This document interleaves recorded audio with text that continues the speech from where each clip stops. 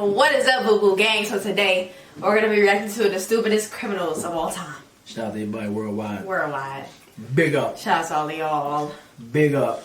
Make sure to hit that like button, hit the notification bell if you haven't already. That's right, because they don't give out noties no more. Facts. That's a new slogan. They don't give out noties no more. Why? We don't know. I know why, because people was eating on these platforms. They was making that money. They was making moves. They was all over the place making that money. Then they said, hold up, we got to put a stop to it. That's it. Yeah. So you better find another hustle. Don't do the muscle. Facts. Anyway, go pick up a Zana do-rag. Link is down below. You know what I'm saying? Let me go get you one of those. You got a special you want to shout out? Yeah, shout out to, let me see where we're going to go at, man. We're going to go to Beantown, Boston. Shout out to all y'all out there. Connecticut. You know what I'm saying? You know what I'm saying? And we're going to give another special shout out to our state. What? New York City. New York. In the building. You know what I mean? East Coast, North, you know, all that. Yeah. DC. He just started chatting like he started saying everything. Are you ready? Let's go. Who is this? Who the is stupidest criminals of all time. Oh, in 2009, Matthew McNally and Joey Miller robbed a home in Iowa using masks drawn onto their faces with permanent black marker. Whilst on the run, the two discovered that permanent black marker doesn't rub off easily, leading to their simple arrest and embarrassingly stupid mugshots. However, these two... Now, that's stupid. Bro. Just put a mask on your face and some sunglasses. Did they really try to draw it, man? That's crazy. And they got caught because they have the same marker on their face. That's dumb. Yeah, they dumb. Yeah, bro. Good luck on being in prison with markers on your face. They're a little ditzy in the head. Crazy. Look like geniuses in comparison to some of the other idiots we'll be talking about as we discuss the stupidest criminals of all time. Take for example MacArthur Wheeler, who robbed 2 banks in broad daylight as he thought that pouring lemon juice on his face would make him invisible to cameras. When shown the bank surveillance footage, Wheeler refused to believe that he was visible, stating to officers, "But I wore the juice," believing that as long as he didn't come near a heat source, he should have been completely invisible. Police concluded that Wheeler was not crazy or on drugs, just incredibly mistaken, with the lemon juice mistake eventually costing Wheeler a 24. Wow, yo, that's stupid. But if he put lemon juice on his face, doesn't his eyes burn? It doesn't matter. Doesn't it burn his eyes? It doesn't matter. It's like pouring orange juice on your face. Like bro, just wear a mask. So dumb, bro. That's ridiculous. That's crazy, man. So dumb, bro. Prison sentence. However, if we're on the topic of terrible disguises, then we can't go past Dennis Hawkins, whose disguise as an old lady wasn't much better. His sweater accompanied fake boobs, a full beard, and fittingly clown pants, with his insanely recognizable outfit, helping police to catch Hawkins only an hour after the robbery. The police chief for the area stated, "He would get my nomination for dumbest criminal, I think. You still have his black facial hair with a blondish wig. Definitely different." Different is also a good way to describe Patrick McGuire's disguise, who robbed an Illinois convenience store while covering his face with a clear plastic bag. He was only able to obtain 6... Dead. Yo, I think they wanted to go to jail. I think these guys wanted to go to jail. A clear bag. They wanted to go to jail.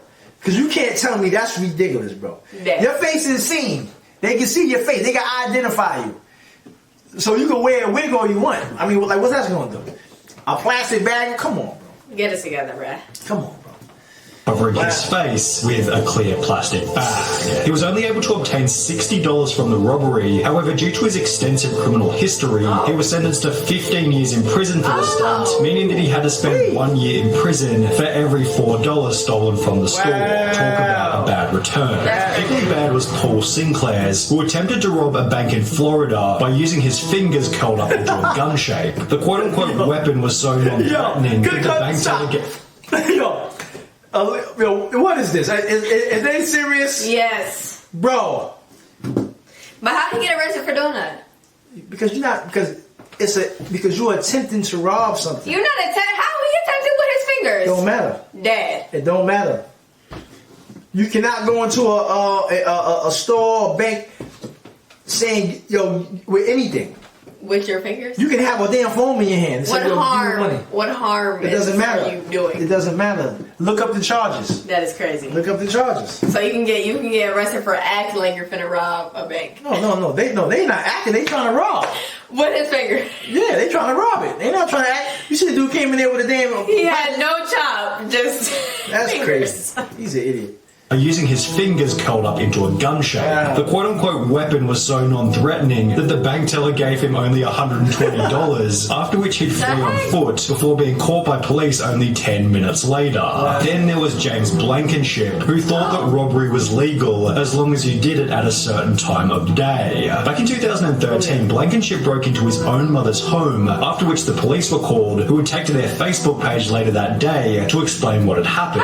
He fled the scene upon seeing his mother. The male was located under the house, hiding in a crawl space. When advised of his charges, he made the statement, "I thought you could only be charged with burglary if you break in during the night time." Blankenship was given 180 days in jail and ordered to pay a $100 fine. Yet this wasn't the only time when a person was dumb enough to think that a law didn't apply to them. Because when Reuben Pavin was caught stealing from a charity thrift shop in New Hampshire, he'd state that he thought everything was free because of the name of the business, Finders Keepers. The sign did say Finders Keepers, so I took that DVD player, took it home, Pavin told the local TV station. A couple of weeks later, the stuff is still there on the porch, so I'm thinking to myself, Finders Keepers, they probably just put stuff out there for people to take.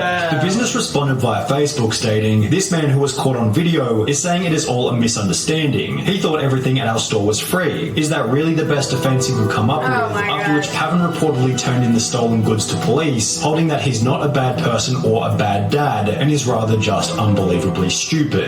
But was he as dumb as Derek Mosley, who in 2013 attempted to rob a store named Discount Gun Sales by using a baseball bat? When Mosley allegedly barged into Discount Gun Sales and smashed a display counter with his baseball bat, the store manager simply pulled out his own personal firearm and pointed it straight at the would-be robber, holding Mosley in the store until he was arrested and charged with first-degree robbery.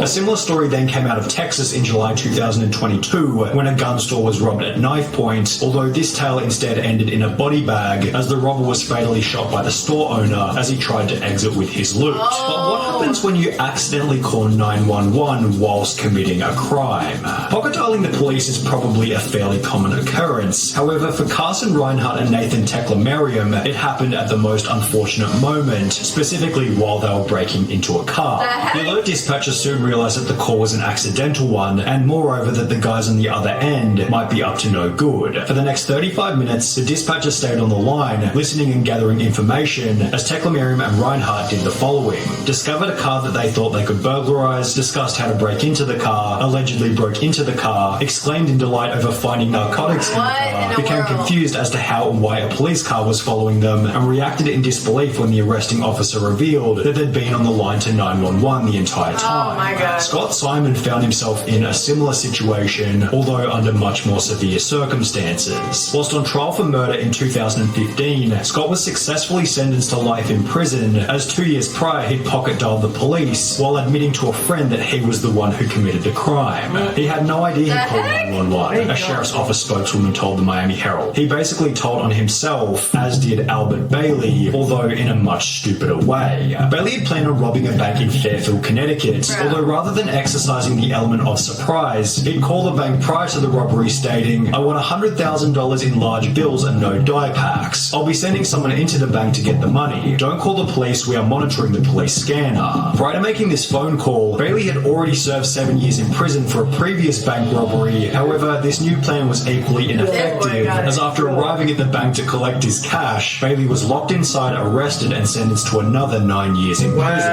Although, if he wanted to avoid this time behind bars, he could have had a chat with Tito and Amanda Watts, who got arrested in Florida for... They look like do-bags. Yo, they horrible, bro. What the hell? Damn. Woo! You see them? Damn, y'all tell me. Do y'all see what we looking at? They look crazy. I ain't gonna lie. Especially him. He looks insane. That's a woman? Yeah. Wow. Behind bars, he could have had a chat with Tito and Amanda Watts, who got arrested in Florida for selling tickets to enter heaven at a price of $100. Tito Watts... The heck? Man. my comeback. Start yours at purdueglobal.edu.